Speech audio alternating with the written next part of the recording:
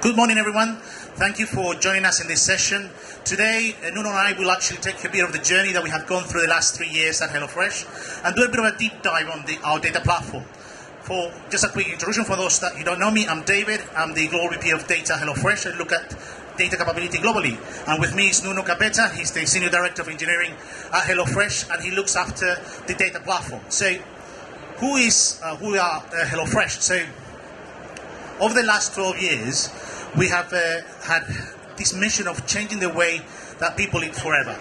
And we have actually, with our meal kits, we are trying to answer that question that every household has, or at least my kids, every day they come through the door, they ask me, what's for dinner? And that's what we've been trying to do with our innovative meal, by making sure that the whole process is simple, with a resource, with the meal kit, the food, and the whole process to make sure that it's hassle-free. The key thing is that we have innovated the traditional supply chain by cutting through the direct-to-consumer, by focusing on low carbon emissions and sourcing locally produced products. But even though we believe that the meal kit is still strong, and the investment that we're going to be continue doing in geographies and within regions that we have a broader ambition, which is basically be the world's leading fully integrated food solutions group by diversifying and in formats and verticals. So, to give a bit of more context, we are the largest digital-first food solutions player, with over 60% of market share and expanding all territories. We have a number of varieties and verticals, like, for example, here in the UK, we have Hellofresh, our main brand, and Green Chef, which targets the meals like paleo, keto, vegan and vegetarian. And we have just launched in August 2023 our premium pet food brand in the US. So why don't we look at some of the numbers? So we are around 20,000 employees with over 100 nationalities. We're active in 18 countries. We have served over 1 billion meals in 2022, and we have 7.3 million customers, active customers as of last quarter. So, as we reflect in this amazing journey, one of the things that stands out is the unwavering commitment to data-driven culture. We not only recognize data as a number in a spreadsheet, but we use it as a strategic compass. And from the very top of our leadership, data is seen as a competitive edge. And what do you mean by that is what the argument? Well, we use it not only just to understand how we can enhance the customer experience or improve our recipes, but it becomes a specific asset for us to make decisions on which verticals do we go into. And that is very much in the way that we see it at Hellofresh, is that if you can't measure it, you can't manage it. We leverage data in the way that is not just the number that comes through, but we hypothesize, we experiment a lot. We try to move fast and make sure that we do it relevant. And not only just the data itself is how we interpret it. It's not defining the what, but the why behind those things happening. And then it's important to also have a bit of a speed and agility as part of our DNA, and we tend to measure KPIs real time, so we can adjust when challenges come or opportunities arises for us. In essence, data-driven is not just a strategy; it's our identity. It's the lens of what we try to see opportunities and so on. But like many organizations, over the last 5 years, the growth has been huge, but we struggle. And some of the substantial challenges that we had when I arrived 3 years ago were several, and this is the whole concept of what data mesh is trying to address. So we had a substantial amount of technical debt. We struggle around our data maturity. We have data silos. It's a normal thing that happens because you move into multiple countries. It's a byproduct of the accelerated growth. The ETL processes became quite complex, and they didn't scale as they needed to. Rules and standards were not as standardized as they should be. The discoverability of data was like trying to find a book in a library without a catalog. And the data team itself was quite thinly stretched, and it needed to define and invest quite heavily. It is true that at the time there was some investment already, and they had embarked in the data mesh journey, trying to address the core challenges, but one could argue that we went in a bit too blindfolded to better ways. Sorry, just a bit of water.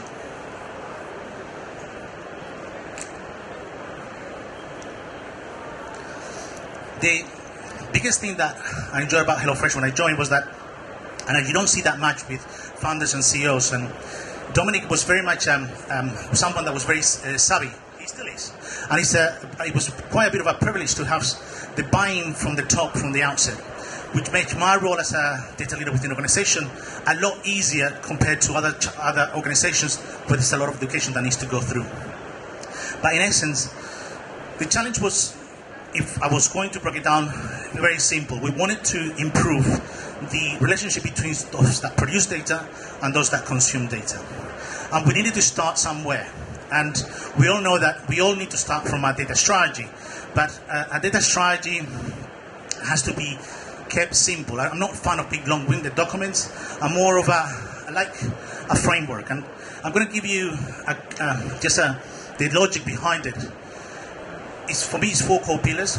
We talk about people, which is basically the core of the organization, the culture, how we educate, how we structure it. We then look at the governance. It goes beyond governance and compliance. It's understanding how we discover data, how we produce the lineage, how we drive standards. Technology is key here. It's how do we define the build versus buy, and ensure that we leverage the right tool for the right solution. We're not just using the tool that we see in the hype of the moment. And enablement is key around 4 dimensions. Quality, because we spend too much time talking about data, and we will make sure that when I use it. Accessibility, or democratization to access to data, which is basically, you don't need to be technical to access your data. Apply science, we create amazing science, and we want to make sure it can be rolled out, and then modernize our data to drive us value, be it internal or external. And you're going to say, okay, thank you, we read all of this, we have seen these frameworks in past, and like habit, last week, while I was preparing this with my wife while doing a Hellofresh meal, and you start seeing how simple the 6 steps are. I'm based in Germany.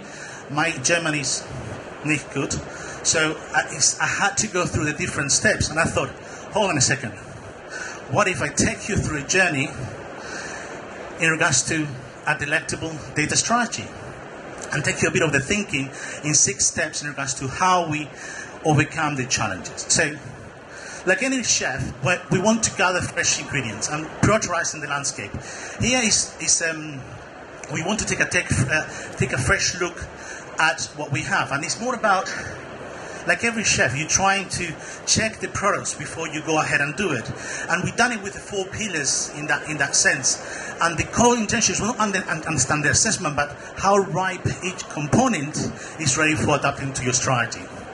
You then sift through the goals. You want to have an intention of immediate goals versus long-term goals, pinpointing your priorities.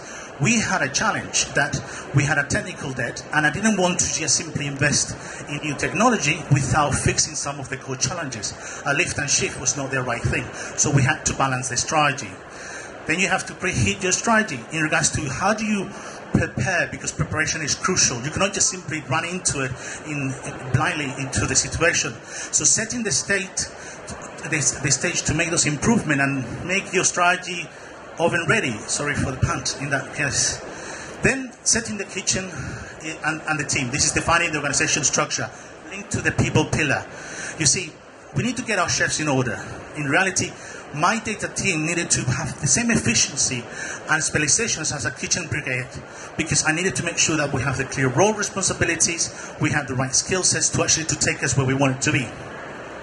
We need to steal some flavor from HR. I'm a believer that a partnership with HR business function is crucial.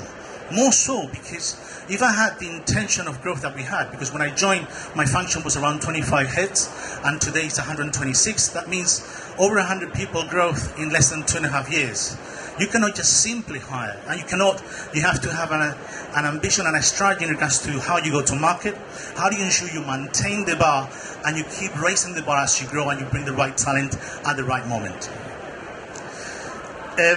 Obviously, seasoning with training, that's important. As we bring people in and we involve as an organization, it's important that we bring the right skill sets with them. It's just, otherwise it becomes stagnant. The third one is cooking with guidance and announcing the feast, building a strong governance and communication. So as we serve the governance, we all know that a kitchen is chaotic without rules. So at Hellofresh, we implemented, or we're in the process of implementing what is a federated governance practice, and which are comprehensive catalog that will allow us to actually to understand clear lineage and data consistency across the state. We then want to spice up with knowledge. This is not just about teaching or getting data, it's making people data savvy, but most importantly, as when NUNO is going to go through the platform, we need to teach and educate our team how to use the tooling, ensure that we're getting the best of what we're trying to deliver. As we move now to perfecting our source, which is standardizing metrics and definition, how many times do we find ourselves using the same metric name, but it means different in which department you're in? So it's important to ensure that we have one source base, that the multiple definitions create confusion, so we need to streamline the metric definition and have just one definition that is bought in across the organization and communicated properly. We then have to prioritize the flavors, because it's very easy to boil the ocean. So which one to tackle? So focus on those KPIs that have direct impact to the business, because that contains two things. It shortens or reduces the amount of work that you have to focus on, but also it takes the stakeholders with you, because you're impacting the business by what you're modernizing. And trust the process. A chef knows that cooking process impacts the final dish. To following the modernization will not only just modernize the pipelines, it will bring accuracy and trust in data, which is what we're trying to do from the beginning. We then want to lay out a self-serve buffet, which is building a self-serving tool, simply in the same line with data mesh. We want to give the tooling to the organization. So we have to pick up the right dishes. This is essential to decide when you build the tool in-house or when you acquire them externally. And the approach at Hellofresh was quite pragmatic. It's basically you ensure the different choices and that you're using and picking the right tool for the right purpose. It's not just the first new fact that you have that comes through the door. And for example, if you look at our platform, it's a mixture of different technologies that are targeted for what they're good at, rather than having one silver bullet that does everything. We want to serve data easily. No one likes a complicated buffet, so we want to ensure that data is easily accessible, that it's user-friendly, and we encourage data-driven decisions. We then have to steer some knowledge. It's important to have basically, we know this, that all habits die hard. So when I'm introducing new tech, how many of you find yourself that I'm maintaining my old tech and the new one? Where is your sunset strategy? So it's important to ensure that we have that. And lastly, we will release the fees and sharing that widely, which is all about adoption of tooling and services. Invite everyone in the journey. Data is a feast that the business should enjoy. So taking every department with through the journey is key. Continuing seasoning, because we want to make sure that we have a proactive approach of how we offer our tooling, our services. You have to have a hands on how we apply the technology. And finally, savor the results. It's a journey through data mesh. And at the end, what we're trying to achieve here is how data drives value from an end-to-end. So the business that not only sees what we're trying to do, but understands the value that we bring as a data organization. So now I will pass it on to NUNO, who's going to give us a bit of a technical deep dive into our data platform kitchen. Hello. So thank you, David, for setting up the scene. I'm not going to go too technical, so it says deep dive, but I'll just go just a dive, not that deep. So maintaining a bit the same concept of easiness and simplification, like David was mentioning, we try to come up with what would be a good way to present a data platform if we were cooks. Okay, and I don't know how many of you use Hellofresh. Okay, do you use usually a one cook meal? Do you like it? It simplifies your life? Yeah, so that's exactly what we want to do with the data platform. So usually to cook, and I think everyone cooks here, you have to put your mise en place. You have to get like hundreds, well not hundreds, but dozens of stuff around the kitchen. I'm horrible at that, and I end up like having, well, my wife doing it in the end. That's what happens.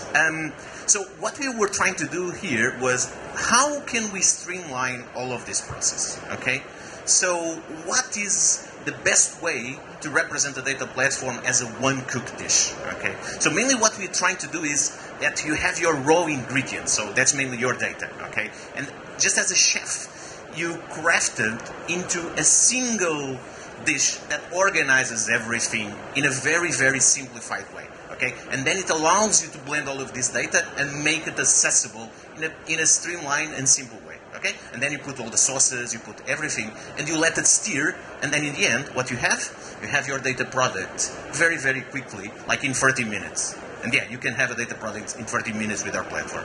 So mainly, what we're trying to do here is creating the self-service platform that allows us to really hit our North Star KPI, that is mainly quicker time to the actionable insight. So what drives value in the organization, okay?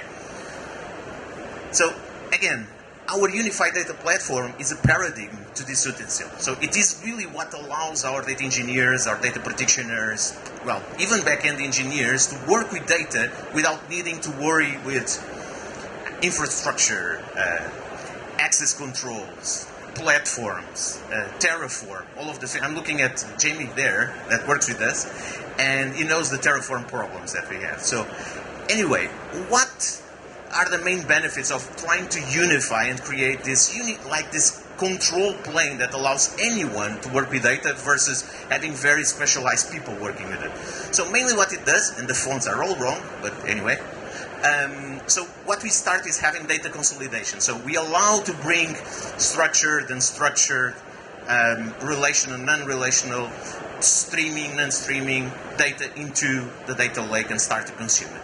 Then, of course, we ensure data accuracy and reliability because, well, no one wants to use bad data, okay? So this should be a first-class citizen of any data platform. It should be enforced since the start.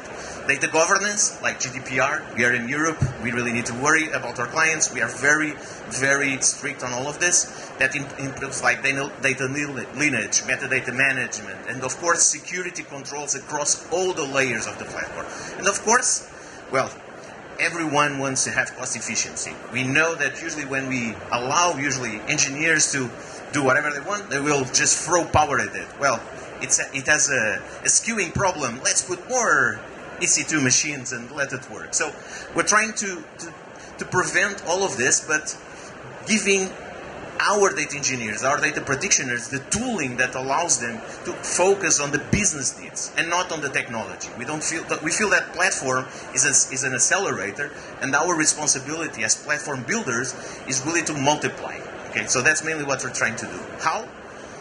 So this is not new for anyone, for sure, but this is our interpretation of how our data platform works. So mainly what we allow is very simple onboarding from Kafka, from streaming, from our friends' Google Sheets that I'm pretty sure that a lot of people here still use as data sources, and how to make them available for ingestion and transformation in a streamlined way. So this is mainly easy onboarding, enforcement of schemas, and, well, making it not everyone needing to replicate the wheel over and over again, and make data available in a question of seconds. So, of course, then we have our data lake. This is where we mainly store, well, all the source data. We then follow a kind of a medallion architecture, and we are kind of increasing the maturity of data, of course, in our platform. And then we have, of course, automated ingestion, standardization, and transformation. But all of this is done without the users needing to worry about it. Okay, so it's mainly configuration driven. We have onboarding repos that people, just by defining YAMLs, they can onboard and create their own data products. And then we take care of creating all the infrastructure, all the orchestration, all the observability metrics, all the performance metrics, and give them back to our users in a very, very streamlined way. Okay, and then we have, I don't know if you heard in the talk this morning, coming back, that modeling is becoming more and more important. It always was, but just having curated data is not good for the business. We should, like David was mentioning, data should be trustful. We should be able to not replicate it. So we put a lot of effort in automating vault modeling. So this is done automatically for our users. Just need to define your keys, and well, magically everything goes into our data warehouse. And of course we have, in terms of a semantic layer, that really helps our users access and our kind of data consumers get access to the curated and more updated data. So this platform caters for a lot of individuals in the organization. It caters for operational people on the left, okay, that are your data producers. It caters mainly for data engineers and analytical engineers in the middle, and then it really caters for the analytical pieces on your right. Okay, and this is kind of how we've been distributing it. Of course, it has all of the nice things and needed things to provide a good platform, like schema enforcement, schema evolution, enforcement of data governance, capabilities of data auditing, enforcement of data quality across all the layers, data lineage, integration of our data catalog, and of course data discoverability. Okay? And I think I've mentioned them multiple times again, but the top kitchen features, what we are able to give our users out of the box, are mainly data integration in ingestion, like I said, seamless integration from all our data sources, easy onboarding, so we provide a powerful CLI for our data engineers to test and deploy, so they don't need to understand how to do it. Well, they need to understand how to use the CLI, of course, but it really streamlines and tests and validates even before they deploy. And of course, something that we really felt it was necessary, it was the infrastructure automation. So we take care of building automatically S3 buckets, IAM policies, policies for serverless. Anything that touches the underlying infrastructure is managed automatically through TerraGrunt, and you just need to define your JSON structure, and that's it. And of course, we also doing this, we are enforcing segregation of domains, access restriction across domains, so we allow data sharing through it. Of course, cost optimization, so we, of course, deploy our own infrastructure proceeds on top of AWS, but then we provide multi-tenancy, and we also allow serverless as much as possible, so we're streamlining that.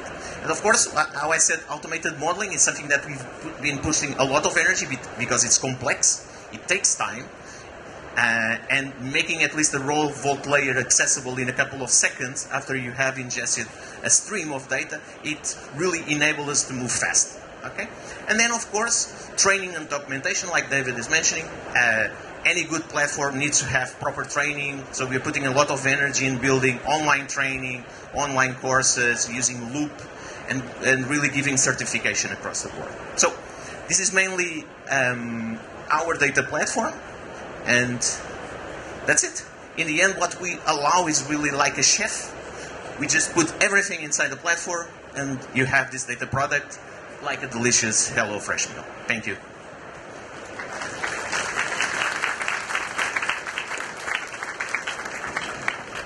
Any questions? Yes, please.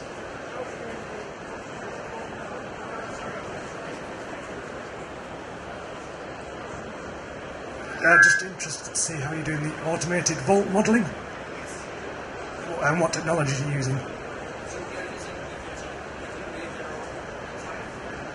So we're mainly using DBT, and we created some, like our own library.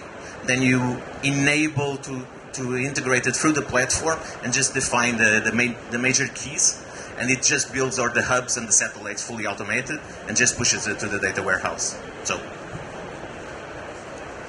are you okay if we take a selfie with all of you? Hellofresh. Yay! Thank you, everyone. If you have any other questions and you want to catch up with us, please, we're here all day. Thank you for listening.